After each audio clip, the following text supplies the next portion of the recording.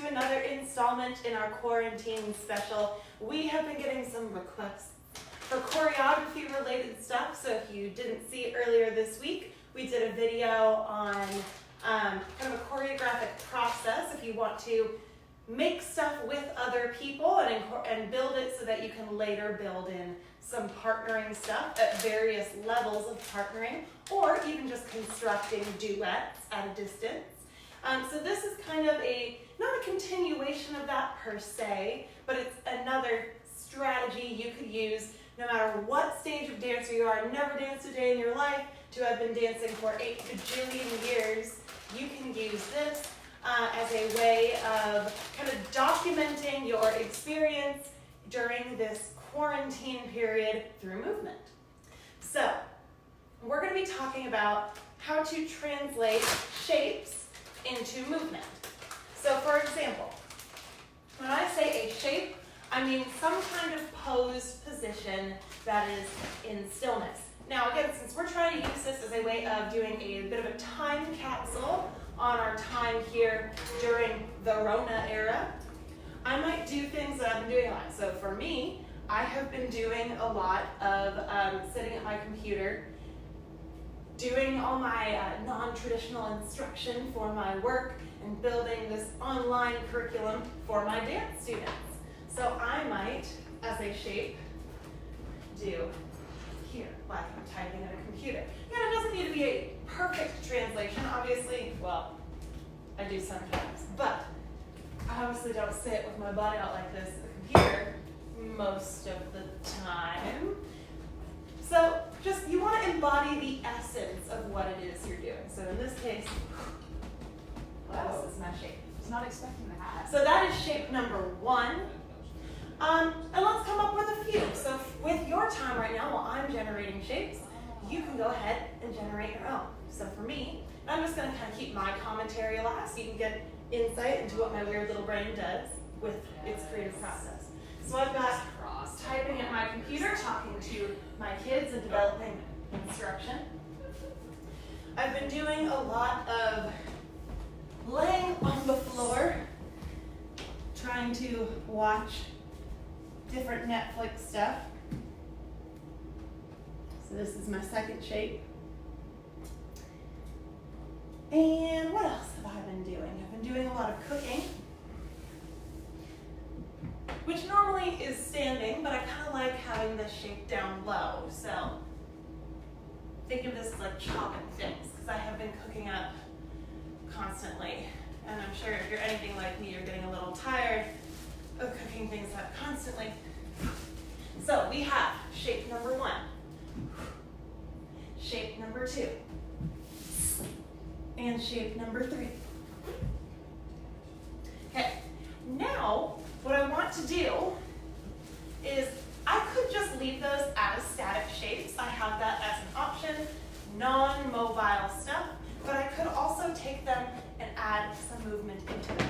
So I've got the position, but I also could make it mobile. So I already have kind of been hopping into this one. I'm going to go and make that be motion inspired off of that shape. So take shape and give it motion. So again, you can do this for your own process. I'm going to kind of talk you through what I'm doing so you can get a glimpse into my strange mind, because I know that's totally what you wanted.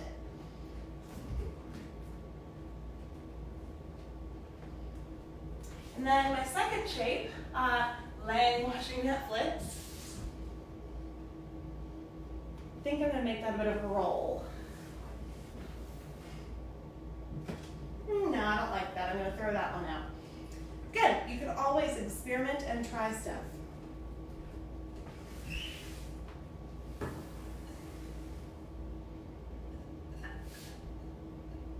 I like that. Okay, we're going to go up.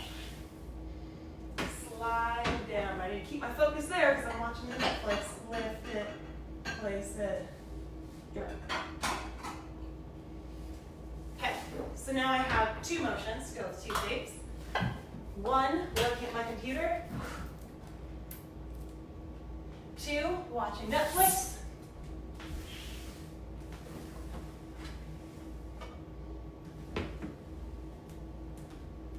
And 3, I had chopping stuff. Cooking. Nah, it's too simple.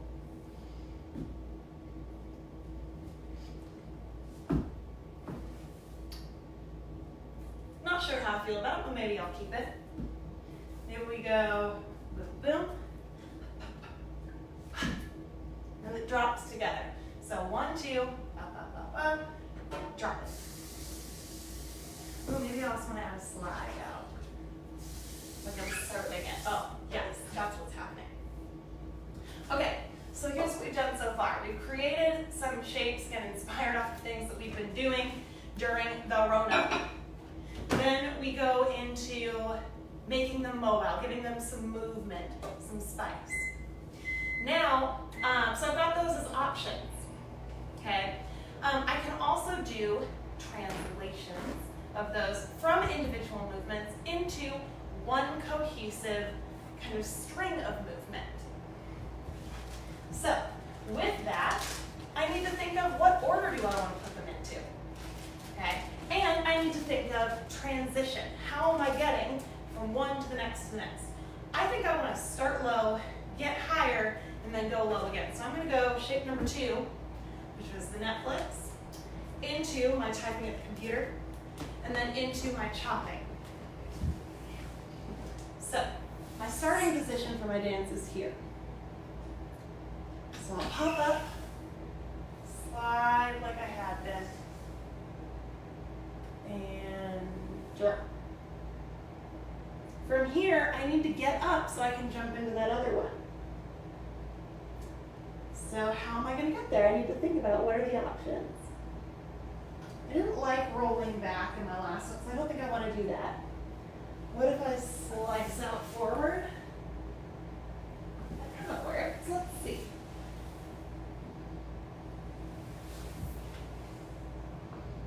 Oh, and you know what?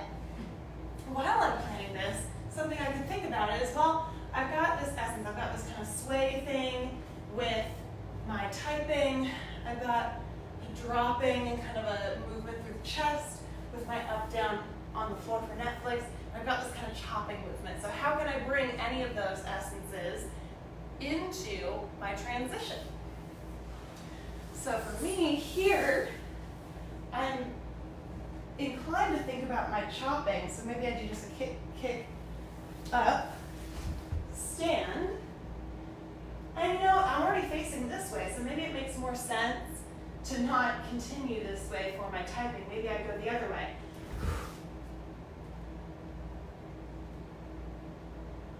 Okay. So I connected them, added a little bit of chopping, but with my legs instead. Same essence. Here's my dance so far and how I'm deciding to document it as a little time capsule, like a mini time capsule. So I'm watching Netflix.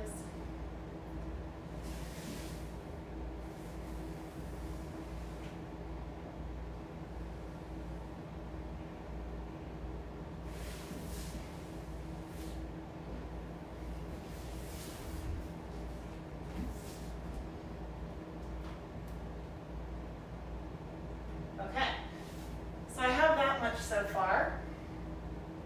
And now I need to get into my last one, which is the chopping. So from here, where can I go? Well, I could push back. I could go over this way. Really, I can go any direction. Maybe I want to continue typing for a minute. Carry it out. Now, that's too clunky on the knee, not a good idea. So I went boom, boom, boom, boom, boom.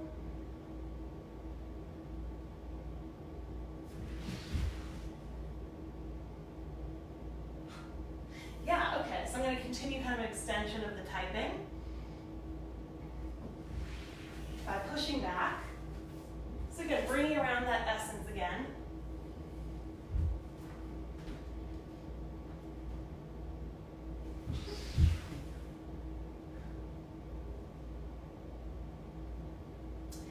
Here, I still need to get into my typing. So, or my chopping. Well, what direction do I want it to face? I kind of like the idea of it facing this way because we haven't had I had that way, but I lost my thing that faced this way, so maybe bringing it into another direction. So what if from round, drop, I can move this way. Maybe I even change the positioning of my legs a little bit because it was convenient to easily transition there. There's no reason I have to remain here. So, I slide. Maybe that's what takes me out. Up, up, up, up, up, drop.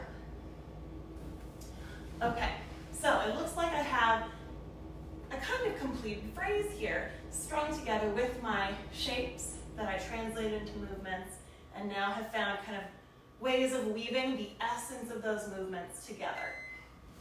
From the beginning, we go. Watching, rise, oh.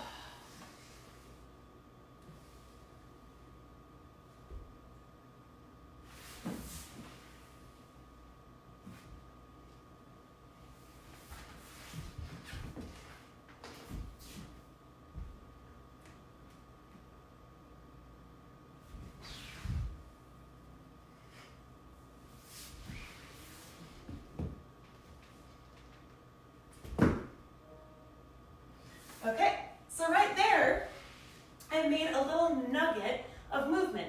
Is it a complete dance? Well, absolutely not. I mean, maybe it is. That's for me to decide, actually, and for you to decide for yourself. Is this little something a completed thing or not? It depends what you do with it, how long you want your dance to be. Do you feel like it has a beginning and end? Well, for me, I didn't feel like that little chunk had an end. So maybe then I could add on to it. How do I want it to end? Maybe I want it to return to the beginning. So in that case, I could go up, up, up, drop, and slide back down. Maybe I even repeat on the other side. Oh, over here.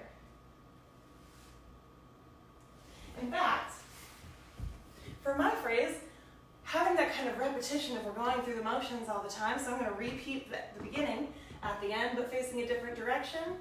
New day, same thing. That works for my dance. Maybe you need to add in more movement altogether. Maybe you need to come up with more shapes that you translate into movement. That's up to you what you do with it. This is just one strategy for creating. So I'm going to go ahead, I'm going to throw on just some music, kind of experiment with, well, what music pairs with this little phrase that I've come up with now that I've tacked on an ending to it. Is it the total end? Maybe this is just a nugget within a dance. I don't have to decide that today. I could do this exercise again tomorrow and the day after, and then look at all the options and things I created and decide, well, what do I do with all of these? So it's a very flexible process, and it's very open to whatever it is you're trying to do and whatever it is you're trying to create.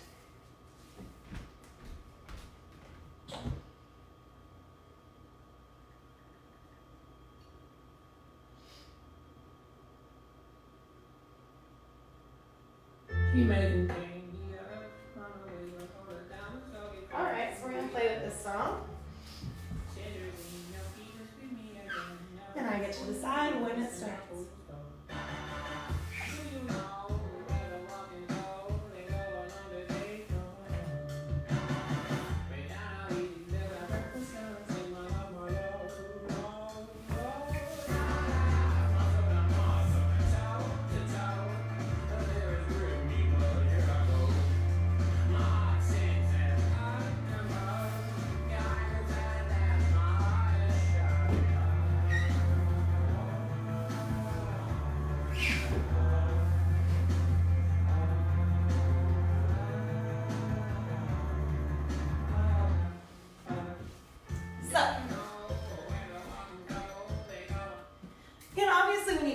Going, you start to get a little more responsive to what your music is giving you. Maybe there's beats you're enjoying highlighting, or maybe deliberately going against. There's no reason I couldn't do a song that doesn't match my movement at all. That's its own message. That sends a totally different message to your audience. So you just need to think about, what are your goals? How do you want your audience to perceive your movement? Or if it's just for you, how do you want to look back and think about this movement. What are you trying to represent for yourself later if this is just kind of a little diary entry for you in movement? But yeah, so choreography, again, it's a flexible process. This is just one way of creating. So hopefully you go and create a little nugget that resembles and reflects your Corona experience and gives you a little time capsule to look back on. Yay! Thanks for coming. Woo!